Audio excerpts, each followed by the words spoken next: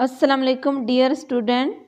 Today I will discuss hyperbola of short trick. आज हम hyperbola की टू शॉर्ट ट्रिक डिस्कस करेंगे, यानी कि सेंटर और सेंट्रिसिटी। ये हमारे पास हाइपरबोला की जनरल इक्वेशन दी गई हो, तो हमने अब इसका सेंटर फाइंड आउट करना है। ये हमारे पास इक्वेशन जो दी गई है क्वेश्चन की, वो है 4x² - 2y² + 8x - 16y - 16 is equal to 0।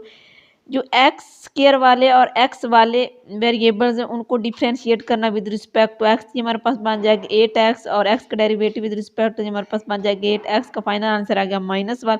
अब हमने वाई स्क्वायर और वाई वाले जो वेरिएबल्स उनको डिफ्रेंशिएट करना, तो हमारे पास वाई का आंसर आ जाएगा 4। हमारे पास सेंटर फाइंड आउट होगा -1, 4। अब हमने सेंट्रिसिटी फाइंड आउट करनी है, यानी कि सबसे पहले हम स्क्वायर रूट लेना है 1 + 2 बाई क्या आ जाएगा 4।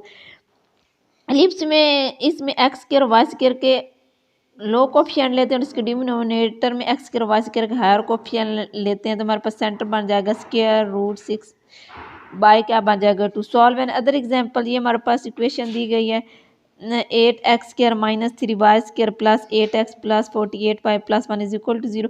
अब हमने एक्स स्क्वायर और एक्स वालों को डिफ्रेंशिएट करना with respect to X. X का हमारा फाइनल आंसर आ गया -1/2, और वाई वालों को डिफ्रेंशिएट करना है विद रिस्पेक्ट टू वाई, तो हमारे पास बन जाएगा 8। तो हमारे पास सेंटर फाइंड आउट हो गया -1/2, 8। अब हमने एसेंट्रिसिटी फाइंड आउट करनी है 1 + 3 बाई क्या आ जाएगा 8 आ जाएगा, तो हमारे पास सेंटर फाइंड आउट हो जो, यानी कि सेंट्रिसिटी फाइंड आउट हो जाएगी √11/8।